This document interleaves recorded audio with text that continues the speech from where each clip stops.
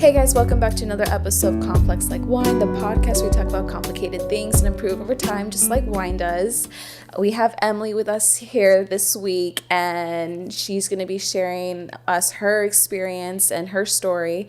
And I had one episode already before with my mentor Deanna, and she mentioned her experience, raising a child that is dealing with autism. And so Emily's going to share her experience of autism, being diagnosed later on, and now all the amazing things that she's doing with it. So hi, Emily. Thank you for being on the podcast. Thank you so much for having me. I'm very excited to be here. Thank you. Well, before we dive in and I let you introduce yourself, we have our wine with us, of course. So what are you drinking? So I'm drinking, I don't know how to pronounce it. It's like petite. Well, it has both of the words. It's like petite and then petite without the E. Oh. But it's a Syrah. A petite Syrah. Mm-hmm. Yeah, a petite Syrah. Oh, now the name makes sense to me. Let me see. Yeah, that's what it's called, but it has this cool like circus label on it. Oh, yeah. I know that label. Yep. Yes, I'm a big fan of this one. So that's what I'm drinking. I'm a red wine girly through and through. So I am also a red wine girly. I don't have the bottle with me because I just finished it, but not the whole bottle, people. Don't get crazy. But I am just having a red blend. This was just something my dad had open, and it was really good. We tried it last night, and you know what? I'll finish it for the podcast. Solid red blends are so good. It's such an easy drink. It's just versatile, especially if you're not a white wine girly, if you want something for every day, just a red blend will do the trick. Yeah, I'm not a white wine girly. I cannot get into it. There's certain ones that I can drink, but I definitely am not enjoying it as much as I would with my red. Yeah, people will be like, "Oh, this one's like buttery," and I'll be like, "I don't want it to taste like butter. I'm good. I want my wine to taste like wine." It's too much to ask. Exactly. Well, cheers. Cheers. I love your cup. Thank you. I know. So I got these little tumblers I used to work at a winery, and so my coworkers and I got us all little matching tumblers that have our names on it, and it comes with a straw. So I thought it was pretty cool. Very cool. Mm-hmm. Very cool. And I don't know if you still do this, but every time I cheers, I still do the slam like I did when I was in college. I love that. No matter how classy the occasion, it's like such a habit for me now. It's so bad. My niece, who is 2.5, has picked it up. That we'll cheers. Oh, now she's ready. When it comes time to whenever she gets old enough to drink, she's gonna be like, yeah, exactly. Yeah. So what did you get your master's in? So I got my master's in speech pathology. I am a speech pathologist. That is my career. And I've been in the field post master's degree for 2.5-ish years, I think, which is crazy. Yes. So, and I got my undergrad in the same thing. It's a very much if you get a communication disorders bachelor's degree, that's what you do is you get the master's degree, and speech pathology is a minimum master's degree field. So yeah, that's what it was in. And so before I start guiding into, your career and everything you do, let's take it all the way back for, autism and from the very beginning, and then just your journey with all that. Yeah. So it's kind of funny because I was thinking while I was on the way to this recording today, how would I even introduce this entire experience? Because I feel like if we had done this recording 2 years ago and you told me okay, Emily, we're going to talk about mental health. What do you think? I would have had I would have had completely different story to tell than I do now.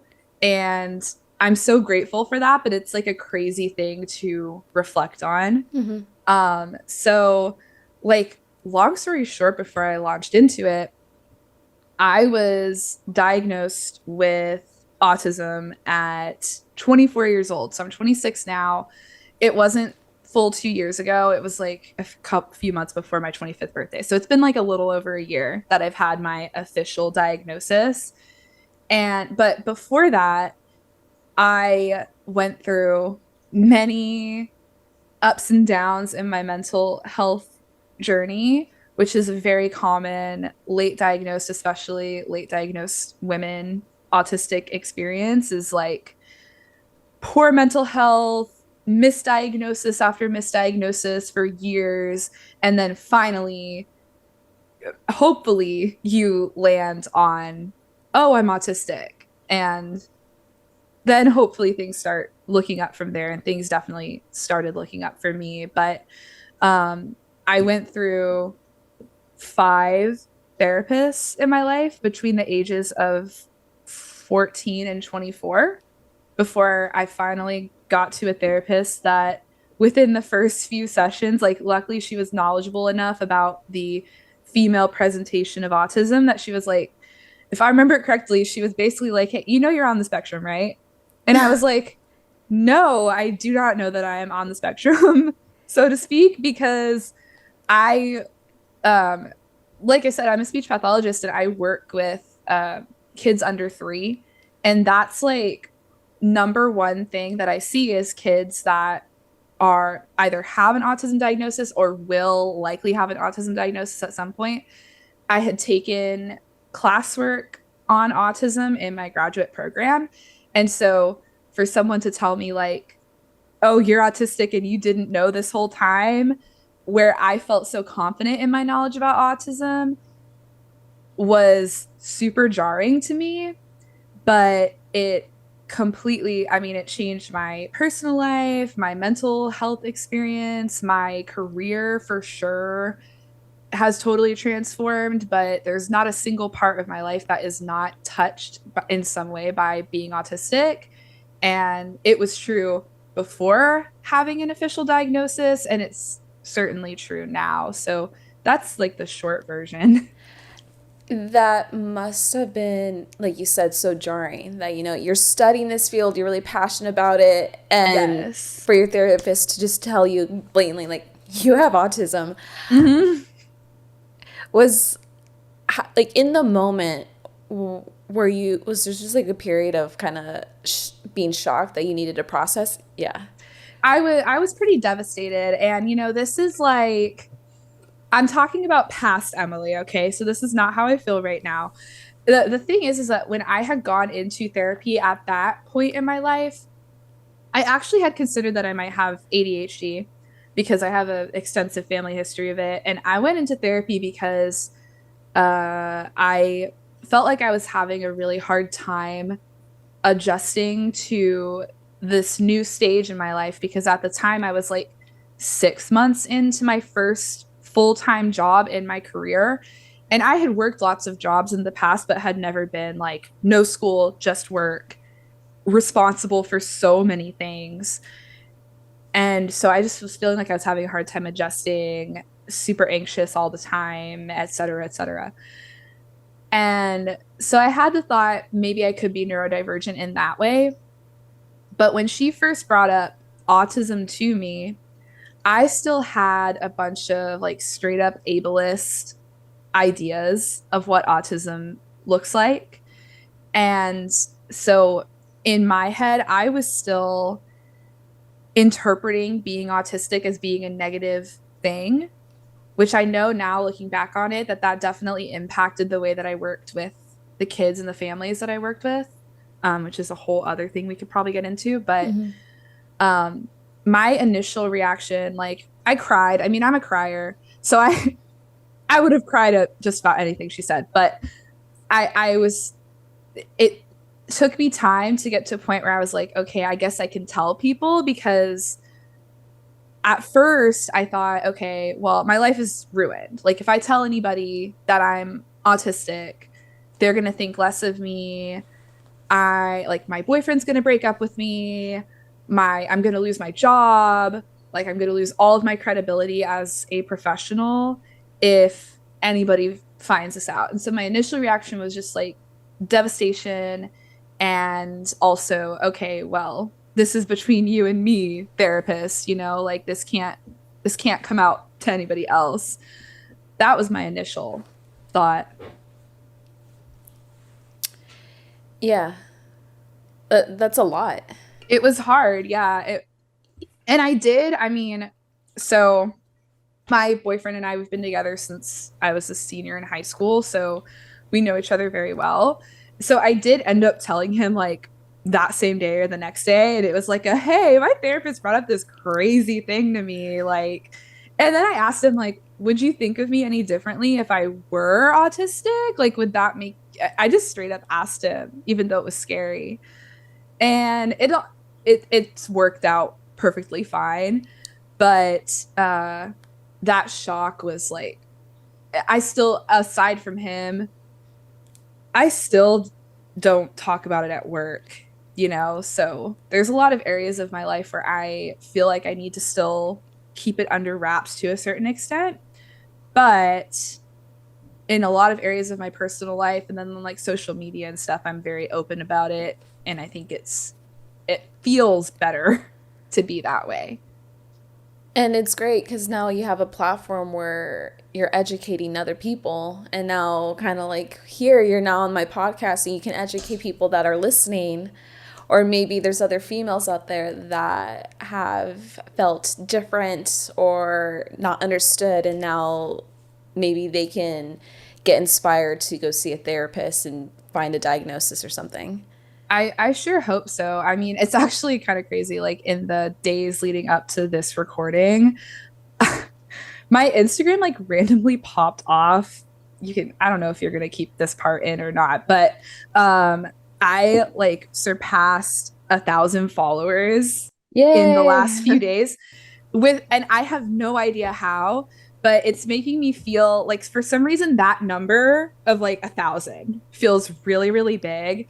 And it makes me feel like I have even more of a responsibility, I guess, to responsibly educate people and try and like lift up other people when I can, and uh change narratives if possible. But it's such a weird thing to think of myself as like someone with a platform, because that's not ever really something that I sought out. And again, like when my therapist first brought it up to me, I wanted to keep it under wraps so badly. But now I'm like super, I don't know if I would say like I'm proud, because I'm proud. It feels like me saying I'm proud to be autistic would be the same as me saying I'm proud to be blonde, because it's just like it just is a characteristic of myself. Mm-hmm. Or like I'm proud to be tall or something like that. Yeah. It doesn't really feel like that, but I do feel like because there's still so much negative stigma around autism, I do like to say that I'm proud to be autistic, because then that on its own is being like, it's not shameful. It's a Right. normal human thing to be. So And do you know the stats off your head?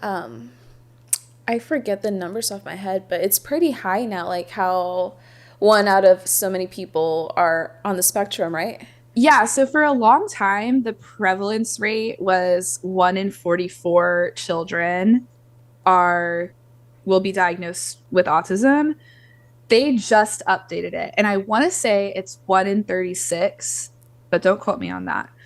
They literally just a few months ago updated the statistics about it, so it is in increasing in prevalency. But the way that I think about it is like back when you weren't, I'm left-handed, so this is like an analogy that works really well with me, but back when you weren't allowed to write with your left hand, Mm-hmm. because and luckily I was, past that generation that they forced you to write with your right hand.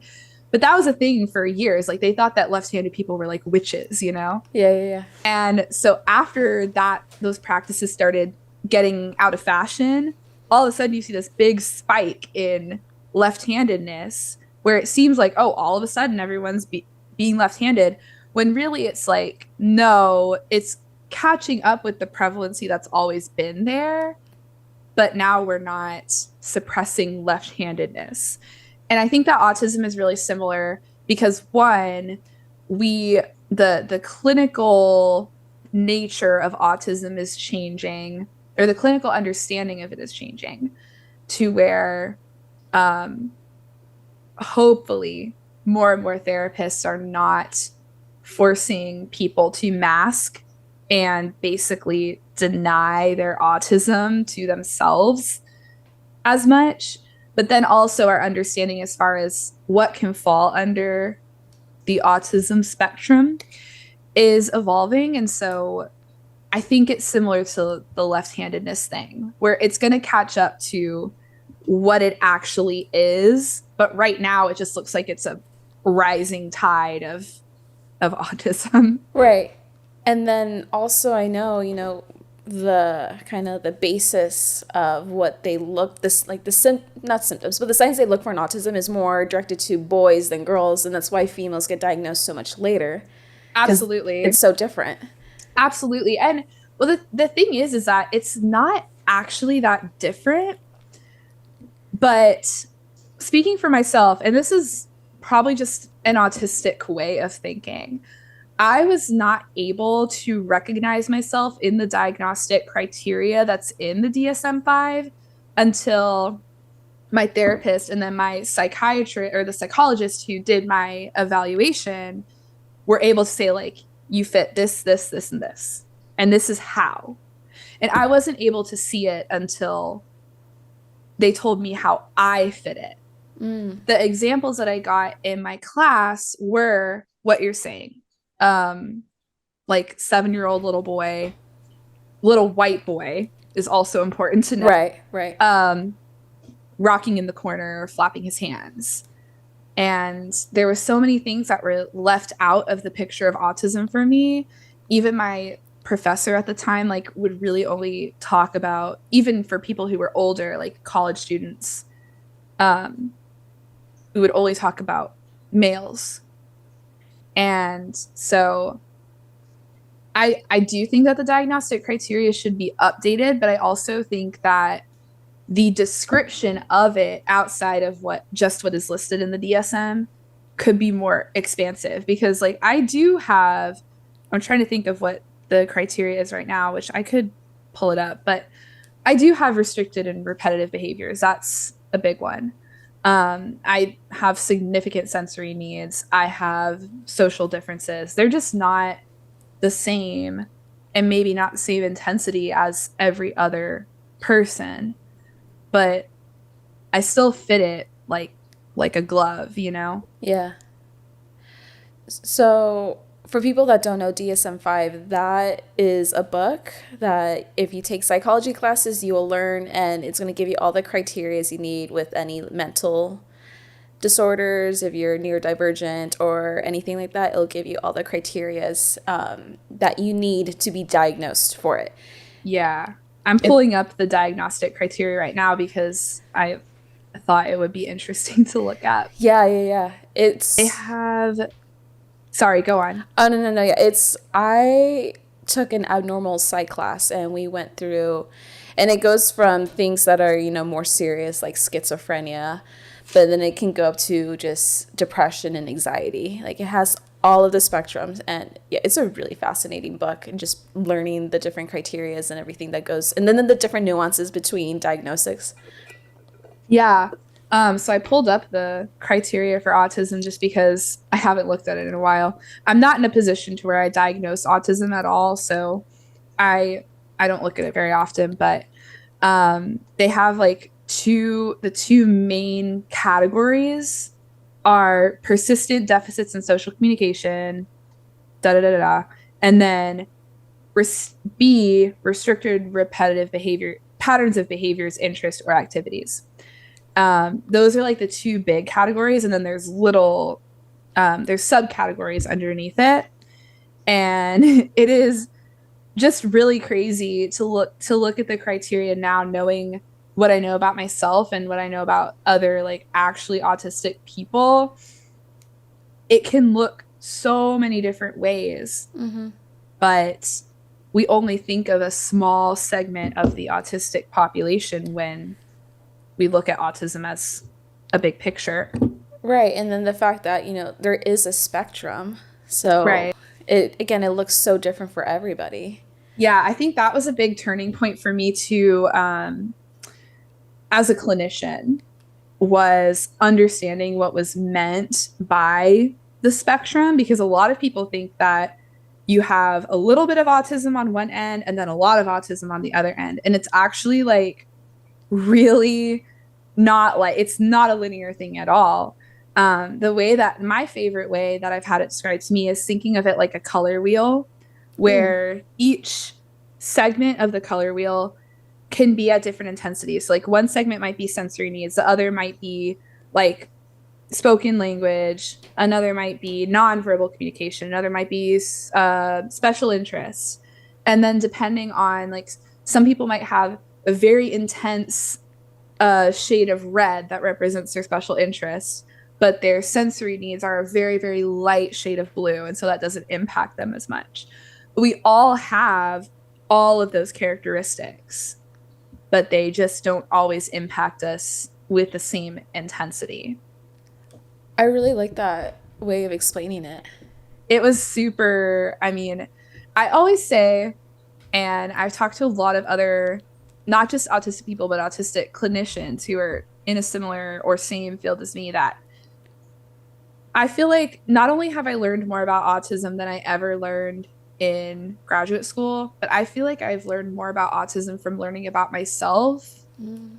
than anything else. And acknowledging, like, the kids that I work with, I'm not the same as the kids that I work with, but I'm also not too, you know? Yeah, yeah, yeah. And that's another thing, that when you tell someone that you're autistic and they're like, well, my little nephew's autistic, like, you're nothing like him. Well, yeah, like, I'm not a 7-year-old boy. Like, I'm a 26-year-old woman who has been through a lot of stuff and, like, changed and grown, just like your little nephew's going to change and grow as he grows up. So now, kind of transitioning, let's talk about you, like the early, like as a kid growing up. Now that you are aware and you have reference, and you went through graduate school and studied all that, Yeah. what were maybe some of your symptoms or signs? What were ways that you can remember as a child that you might have been aware, like you just worked, your brain processed things differently? Yeah. So I always say that my early childhood, I feel very lucky that I was in a family situation, or like kind of I was really raised by a village with my mom and several of her friends. And they were all very, like, accepting, and like I just got to be whatever I wanted to be before I went into school.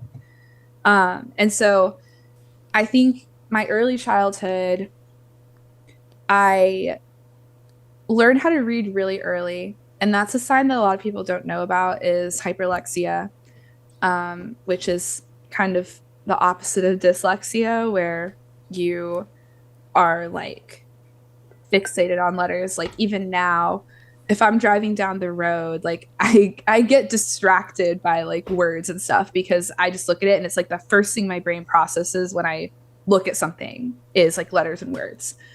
And so I learned how to read, like, before I was 3, and then by myself.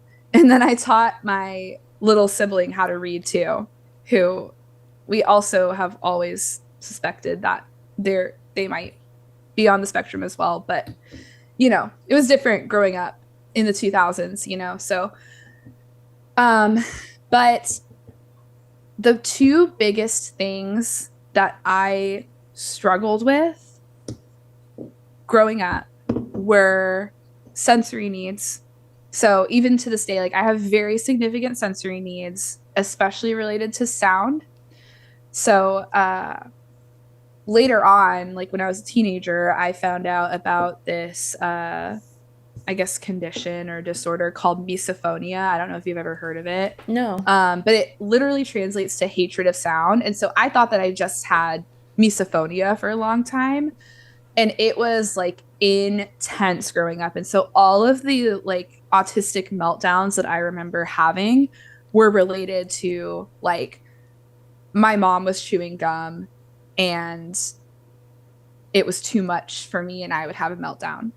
Or I am sitting in a restaurant and have to leave because there's just too much competing noise. There's silverware and plate scraping and people talking. And um, so that was like a big one that I don't think that people in my childhood realized how much it was impacting me. I think that I always was interpreted as being like very sensitive and very dramatic when really I don't think that I was super dramatic. I think that I was just responding to the way I was actually experiencing things, but it was just perceived as overreacting and being dramatic.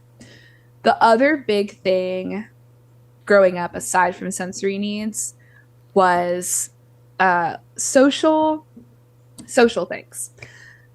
I have always had trouble understanding how friendships work, and I didn't really. So one thing that my therapist and my psychologist have both pointed out to me that's very common is each stage of life, like elementary to middle school to high school, it's really common when you're autistic to lose your friendships, like lose all of your friends, because you may not understand that as you make these life transitions, the social expectations change. And so a big one example that I use all the time that's like very classic, like young autistic Emily not understanding the social expectations are changing. I believe it was between like elementary and middle school, where we had a neighborhood pool that we would go to every summer, you know, every day during the summer. And at some point, when I was a juvenile, going swimming went from we're swimming in the pool and playing mermaids to we're going to the pool, but we're actually just going to lay out by the pool. Yeah. I still have not gotten that transition. Like, I still want to go to the pool and play mermaids. And I don't understand why people want to lay out by the pool, but I know that they do. But when I was younger, that really threw me for a loop. And I looked around like, when did everybody get the memo that we're laying out by the pool now? And I didn't. So I always kind of felt like I was maybe one stage behind everybody else as far as my social development goes. But outside of just the transition from life phase to life phase, sometime in elementary school, I started realizing that people would talk about going over to people's houses on the weekends and having sleepovers. And then at some point I was like, I've never had a sleepover. Like, I've never done that before. How are people doing that? Like, how are people ending up going to each other's houses on the weekend? Like, I don't get how they do that. Mm-hmm. And then the one time that I tried to have a sleepover was for my 10th birthday. And I had everybody over. And I very autistically I got, so I knew what sleepovers looked like in movies and TV shows. I had read a book that was like, this is a book of sleepover ideas. And I read like a magazine that was also a similar thing. And so I took my favorite ideas from these books and these movies and these magazines and was like, okay, this is how my sleepover is going to go. So I had like, at this time we'll do this, at this time we'll do this. No room for anything else besides exactly what I had planned. And then everybody got there and we're 10 and they're all like laughing and just wanting to hang out. And I was like, guys, it's time to start the scary story food game. Why are like everybody get with it? You know, like y'all aren't on time. And never had another sleepover after that. I wonder why. Which like I laugh about it now because it is just funny to look back at it. But I think it's like a really good representation of my understanding of how you're supposed to socialize was not the same as other people's. And even now, if someone asks me, do you want to hang out? I don't know what that means. I have no idea what that means. And so I can't just, I know that I do end up hanging out sometimes, but when I go into hanging out, I'm like, okay, but what are we going to do? Yeah. Like, are we gonna play a board game? Are we gonna cook together? Are we gonna watch a movie? Like, what are we doing? Because just sitting around is like, I don't know how to navigate just sitting around and talking. I just get bored, or I feel like I don't know how to jump into a conversation at the right time. Like, it's way more complex than just being like, okay, we're gonna play a board game and I know every single rule. And there's almost like a flexibility that comes with structure for me. Mm-hmm. So, yeah, but those were like growing up the two big ones is I had a lot of sensory needs and I started realizing that I do not get how to have friendships. And I honestly I still don't. If it weren't for my boyfriend, I would not socialize at all. So, yeah. That it's so interesting to hear that because, for me, that's someone neurotypical. You don't think twice about these things. It's just you see what you see, your interaction, and it's just kind of like part of the processing. You figure it out versus hearing you share your stories where there's just a disconnect of understanding like how do you hang out with people. It's just super interesting.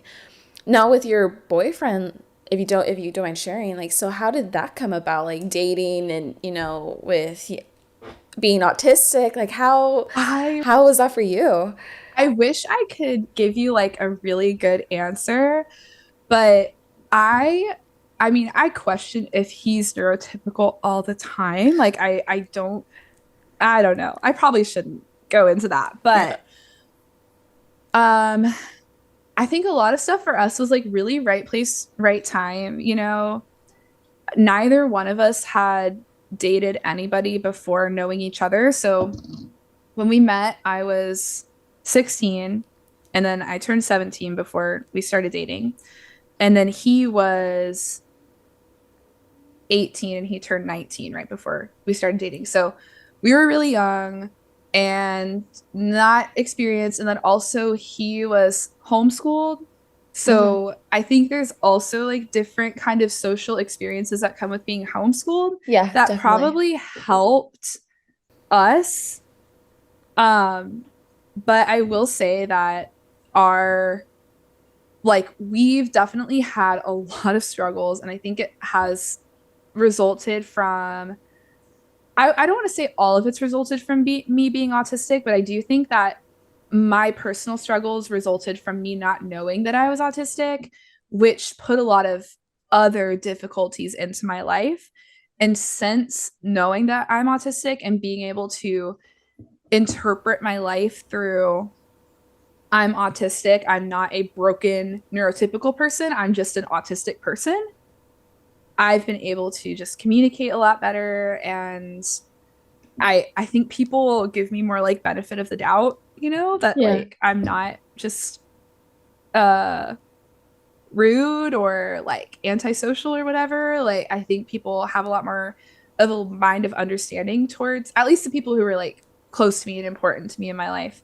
And so like that translates over to my relationship as well. Like there's been a lot of improvements there, even with communication, because we struggled with communication a lot for many, many years. That was like our biggest, like, I feel like once a year we would be like, dang, we're really bad at communicating. Mm-hmm. And then now I feel like we just are able to openly communicate about a lot more things. And I think it's just because I understand what's going on in my own head more than I did before. So I don't know if that really answered your question. There's not like No, a really good clean answer to that. no, it makes sense. Like now that you know what's going on, you know how to better effectively say like, "Hey, this is where I'm at," and it gives him the space to now show grace and understanding of, okay, this is what's going on. Like, how can we tweak and adjust the way we're communicating or going about things? Yeah, like I think a big thing for me is like I'm not mad at anybody. I'm just overstimulated and I need a break. Whereas before, I would constantly get into conflict with people because I would be in a social setting and just be sitting back like this is my resting face, by the way, is like which like looks angry. Or I don't know. My boyfriend says that I have like resting, absolutely devastated face.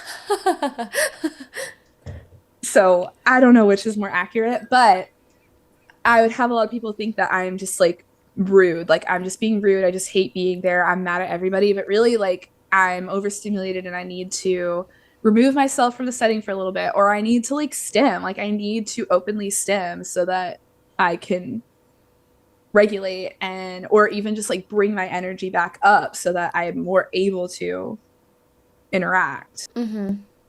Yeah. No, yeah. Well, thank you for sharing. I was just curious about that because Yeah. for other people, I know that they're dealing with, some type of neurodivergent situation or disability. The question of going about dating has always been a big thing that comes up in our conversations. Like, how does that happen? Or for them, their concerns or the way they've had to start navigating and adjust it. So I was kind of curious just for your experience. Yeah, I mean, I will say that I am not the best person to ask for dating advice at all because I feel like I just lucked out. I don't know what I would do like if we broke up and I had to go back into the dating world. Like I've never been on a dating app. I've never done anything like that. I have no idea what I would do. Yeah. Even for like a neurotypical person, it's hard. Mm-hmm. Mm-hmm. I definitely don't enjoy that. And that's the thing too that I think like every autistic person is as different as every neurotypical person is from each other. Mm-hmm. So we're not like all in our own category of people where we're just all the same and people have to figure out how to deal with us as a monolith, you know? I am as different from my autistic friends in different ways, but as I would be from an allistic or neurotypical person. So Right. any conflict that you would come up with in a relationship or in dating, yeah, it might be a different type of conflict, but it's you're still gonna come against conflicts. So That's a really good point. yeah. Well, let's kind of dive into now the work you're doing and how, with your career and all that, what are some things that you would like to share with listeners or even parents of children that are on the spectrum, and ways that, like, maybe things in your career that were surprising to you, especially since finding that you're on the spectrum as well? Yeah. Um, so I think the biggest thing for anyone who's a parent or anyone who is a professional working with autistic kids or autistic people is the recognition that autism is not a defect in your brain. It's not something that needs to be fixed. It is just a completely valid way for a brain to be. Once you really recognize that and internalize that fact, it is very transformative to the way that you view autism. And knowing that like autistic traits are human traits, they're not alien traits, like we didn't get dropped on here from Mars or anything. Like they are human traits. And that's why a lot of people will say, oh, everybody's a little autistic or we're all on the spectrum somewhere. I don't agree with that. But like the reason why people feel that way is because we do have human traits. Sensory needs, for example, like nobody likes hearing nails on a chalkboard. Nobody likes having wet socks and walking around with wet socks. That is a sensory preference. That is a sensory need. Mine are probably a lot more intense and probably different than a lot of other people's, but like it is a human quality. So that core thing is the biggest thing that I try to get across to people on a daily basis is there is nothing broken about you. There's nothing broken about your child if that's the situation that you're in. And your child, because I work a lot with families, so I think of it a lot in that context, but your child deserves to be loved and accepted for exactly who they are, regardless of the progress that they make, regardless of whether or not they're going to speak verbally, regardless of what sensory accommodations they might need. They deserve that love and acceptance, bottom line. And I think that in the therapy field, there's been so much work done in like making programs and therapy methods that are just like, how can we make an autistic child be as much like a neurotypical child as they can? And, you know, once they start showing those skills, then we're going to start praising them and we're going to start rewarding them. But until then, it's all negative reinforcement. And that is something that like me and a lot of my colleagues are really trying to change in the therapy space, but it's gonna be a long time coming before it's completely fixed, I guess, for lack of a better word. Resolved. Resolved, yeah. But so have you ever heard of the term masking? Have you heard that before in this context? Not specifically, I think, in regards to autism. At least not explained to me in depth. So I would love to hear that. Yeah, so and that's something I'm surprised I haven't touched on it sooner. My pop filter was kind of coming off. You're good. But so a big reason why girls don't get diagnosed as early as boys do is because of this idea of masking, where the social expectations on girls are so much more than they are on little boys, as far as like, you have to be social, you have to have this many friends, you have to, you know, da da da da. And so it makes us start to mask from a really early age. And what masking is suppressing your autistic traits so that they're not as obvious. And so that's my journey right now, is unmasking and accepting my autistic traits, and even like making my autistic traits really obvious to people so that I can kind of push back against the socially reinforced masking that I've been through in, you know, the first 24 years of my life. Mm-hmm. But that process of figuring out that you need to mask starts so early on for the kids that we work with. And even the kid, like I said, I work with kids under 3. I have kids who will be one way for me and then one way with another therapist or teacher. And when I say that, I mean, like, with me, they're silly, they're maybe even talking more, they're cuddly, like they're loving. And with another teacher or therapist, they might be like very serious and not affectionate, not super talkative, just focused. To me, that is that child masking. Mm-hmm. And that's so heartbreaking to me every time I see that happening, because the things that we do can enforce those behaviors onto kids from such an early age. And it has been proven with research and with just personal stories from people like me and from other autistic people who have had their mental health so significantly damaged from having to suppress who they are for so long. And so that's like, when I talk to parents, like, the quicker that we can get to the point where we're just like, yes, this is our beautiful autistic child, and they are wonderful the way that they are, and we'll make progress with them and we'll learn new things with them, but we love them still, no matter what kind of progress they make. The sooner we can get to that point, the less, hopefully, the less impact they'll have from that masking. That's like my mission is like I don't want these kids to have to mask so young and to have those things ingrained in their mind from such a young age like I had to. And other people, because I never went through any therapy that was specific to autism. There are people who have gone through years and years and years of really traumatic therapy practices because of being autistic that I can't even imagine what their experience was like Yeah. compared to mine. I I want to not be part of that story for kids. And I want them to not have that story at all, but I'm just one person, and they leave me at a certain point, which is really hard. But yeah.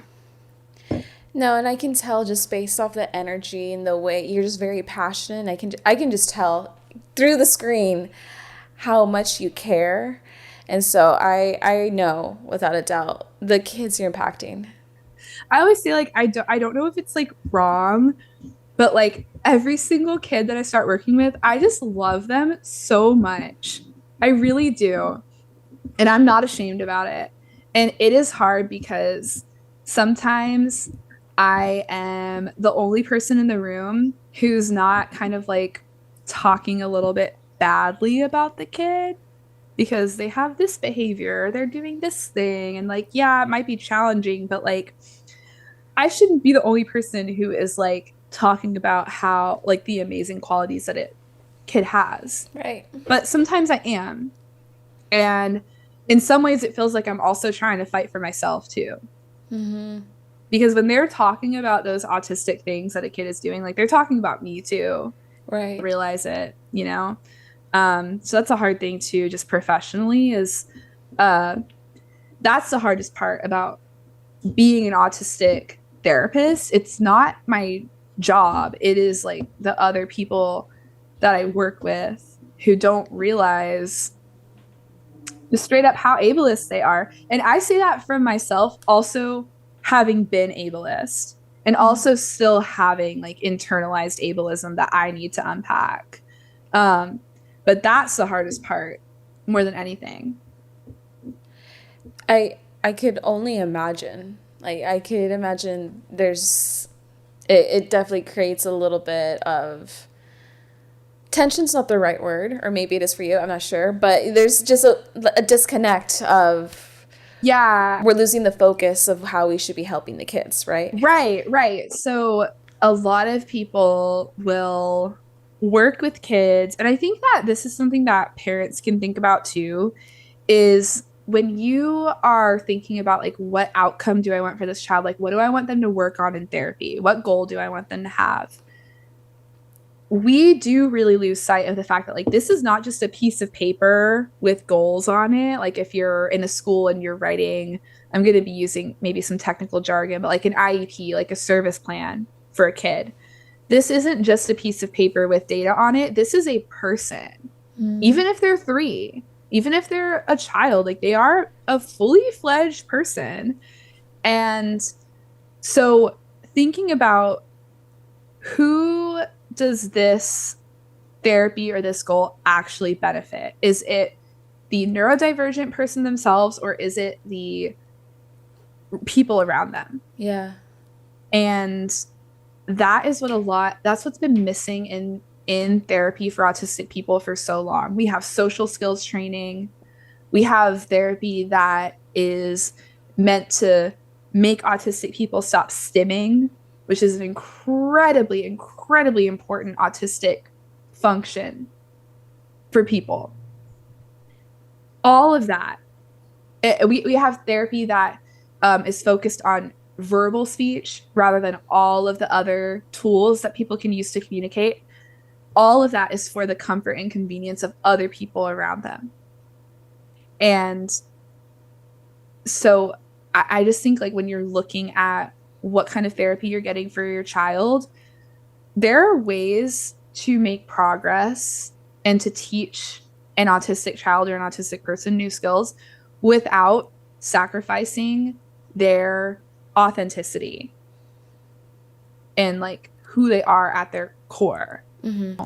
Because like even for myself, I had a lot of desire to make a lot of friends because, you know, like when you're a girl, maybe you relate to this, but I feel like the social expectation is the more friends you have, the more like social capital you have. Oh no, I totally, yeah, Yeah. yeah, yeah. So I felt a lot of pressure for a long time and I felt super down about myself that I couldn't figure out how to make friends, couldn't figure out how to keep friends. Once I got my evaluation, one of my tests showed that my natural level of a cognitive concept called social motivation, which is kind of what it sounds like. It's like just your internal motivation to be social Mm-hmm. is like bottom of the barrel, very, very low. And so then I realized like, oh, this desire is like all fake. Like it was all put on me Mm-hmm. by society, you know? And once I realized that, I was like, oh, like I'm happy with the friendships I have. And if I make a new friend, I would be happy to have them. But like, I don't feel that pressure to make friends anymore because I realized like that is actually working against me as far as my mental health goes Right. because it's making me have to suppress who I actually am. And one of the really common goals that people will write in therapy for kids is that they'll like make a new friend or they'll have a certain length of a conversation with another person. And like, yeah, that might be great for a parent to see, or that might be great for a teacher to see that their kids are like all socializing in their classroom. But like, does this child want to have friends? Because I can tell you, like, it is perfectly valid to not want to have friends. Right. And the, and you know, there's also another concept that I'm going to introduce called the double empathy problem. And I'll try and summarize it really short, but they've done research about this where if you have a group of allistic people, non-autistic people, they're really able to empathize really well within their own group. If you have a group of autistic people, they're able to empathize really well within their own group. But when you cross over and say, can an allistic person empathize with an autistic person? They really can't. Mm-hmm. But we're the ones that are seen as having low empathy when really we show empathy in a way that is very valid, especially when you're with other autistic people. And allistic people have just as much trouble showing empathy to us as we do to them. But with social skills training and all the other types of therapies that autistic people often have to go through, the only expectation for change is on the autistic person. There's no expectation that an autistic person is going to learn more about the ways that they can better empathize with an autistic person Mm-hmm. or how they can have better conversational exchanges with an autistic person. That's never the expectation. So, It makes you bring up a really great point. And if you look at it from like an outside perspective, like it makes sense because they're just two completely different ways of processing the day to day, the way you think. There's obviously going to be a disconnect because you just don't understand.